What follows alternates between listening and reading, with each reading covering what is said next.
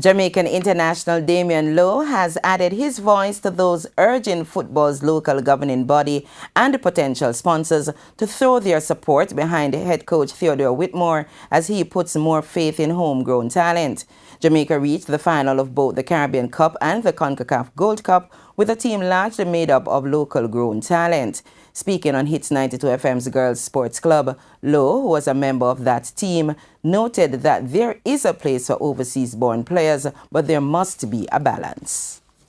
If a player is born in England, Jamaican grandparents, wants him good, he should play, baller. Once he can contribute to the team, he might come and score a goal to qualify for the World Cup. You're going to say he was born in England. It's just stuff like that. But, I mean, it was very overwhelming. I think there was hardly any, homegrown. And I think at the Gold Cup, we opened a lot of eyes and we opened a lot of doors. We kicked down doors. And I'm happy. Lowe, who earned his degree at the University of Hartford, also urged the young players to see college as an option.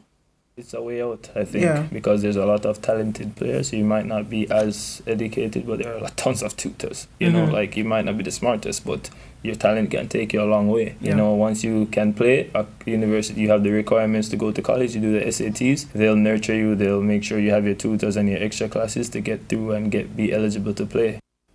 Meanwhile, the central defender, who is the son of former Reggae Boyz forward Nandi, spoke of having to overcome career-threatening injuries to reach the professional level. I broke my foot twice in college. Got a professional contract. The first 2 months I tore my hip labrum. I was out for the year. So that was also an uphill battle again.